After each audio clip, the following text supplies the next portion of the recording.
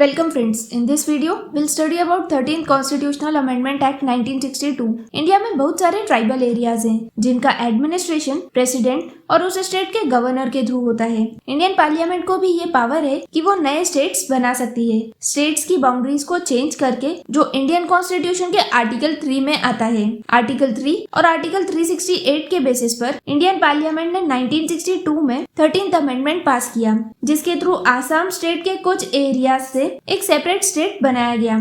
ये डिसीजन 1960 में लिया गया था, जिसमें डिसाइड हुआ था कि नागा हिल्स ट्यूनसेंग एरिया को अलग करके नागालैंड का सेपरेट स्टेट बनाया जाएगा। 13th कॉन्स्टिट्यूशनल अमेंडमेंट एक्ट 1962 ने नागालैंड को एक स्टेट का स्टेटस भी दिया और इसके लिए स्पेशल प्रोविजंस भी बनाए गए। इस अमेंडमेंट का मेन पर्पस था कि ट्राइबल एरियाज के इंटरेस्ट को सेफगार्ड किया जा सके और उनकी कल्चरल इंटीग्रिटी को मेंटेन रखा जा सके। ये 13th अमेंडमेंट स्पेसिफिकली नागालैंड के ट्राइबल एरियाज और उनके कल्चर को प्रोटेक्शन देने के लिए बनाया गया था। इस अमेंडमेंट के थ्रू नागालैंड का एडमिनिस्ट्रेशन स्टेट के गवर्नर के अंडर लाया गया ताकि वहाँ के कल्चर को प्रोटेक्ट किया जा सके। 13th अमेंडमेंट ने इंडियन कॉन्स्टिट्यूशन के पार्ट 21 में चेंजेस किए और एक नया आर्टिकल 371 के क्लॉज ए को इंसर्ट किया। पार्ट 21 को रीनेम करके टेम्पररी, ट्रांजिशनल और स्पेशल प्रोविजंस किया गया। आइए देखते हैं 13th अमेंडमेंट का हिस्टोरिकल बैकग्राउंड क्या रहा। 1918 में नागाज ने ब्रिटिशर्स से रिक्वेस्ट किया था कि उन्हें इंडिया के यूनियन का पार्ट नहीं बनाया जाए। फिर 1946 में नागा लीडर फिजो के अंडर नागा काउंसिल को फॉर्म किया गया। 1951 में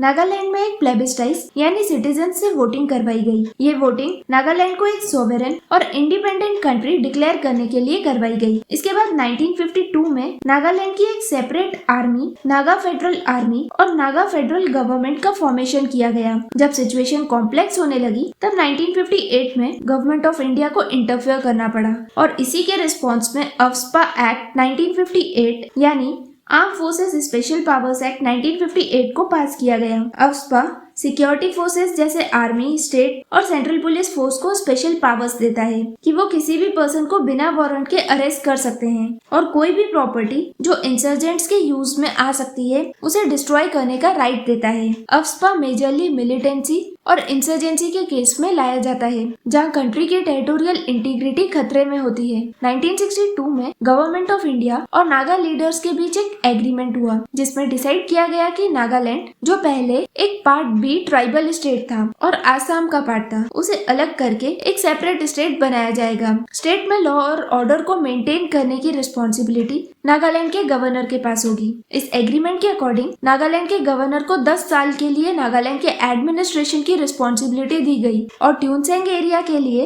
एक रीजनल काउंसिल भी बनाई गई जिसमें वहाँ की ट्राइब्स के लोगों को इंक्लूड किया गया। इस काउंसिल में 35 मेंबर्स होंगे। ये रीजनल काउंसिल, विलेज और एरिया काउंसिल्स के काम को गाइड करेगी। इसमें इम्पोर्टेंट ये है कि नागालैंड लेजिस्लेचर से पास किया गया कोई भी लॉ तब तक इम्प्लीमेंट नहीं होगा जब तक उसको रीजनल काउंसिल रिकमेंड नहीं करती। गवर्नर चीफ मिनिस्टर की एडवाइस पर रीजनल काउंसिल के एक मेंबर को नागालैंड की लेजिस्लेटिव असेंबली में अपॉइंट किया जाएगा। ये मिनिस्टर सिर्फ ट्यूनसेंग डिस्ट्रिक्ट से रिलेटेड मैटर्स को हैंडल करेगा। इस एग्रीमेंट के अकॉर्डिंग गवर्नर के पास ये रिस्पॉन्सिबिलिटी भी होगी कि जो फंड्स गवर्नमेंट ऑफ इंडिया ने नागालैंड के लिए दिए हैं उनका मैनेजमेंट और डिस्ट्रीब्यूशन सही तरीके से हो। पार्लियामेंट का इंट्रोड्यूस किया गया कोई भी एक्ट जो नागा कस्टमरी लॉज के अकॉर्डिंग सिविल और क्रिमिनल जस्टिस, रिलीजियस प्रैक्टिसेस या सोशल प्रैक्टिसेस से रिलेटेड है तो वो नागालैंड में तब तक इम्प्लीमेंट नहीं होगा जब तक नागालैंड की लेजिस्लेटिव असेंबली उसे अप्रूव ना कर दे। आर्टिकल 371 के क्लॉज ए के थ्रू इंडियन कॉन्स्टिट्यूशन में से इंसर्ट किया गया। इस एग्रीमेंट के थ्रू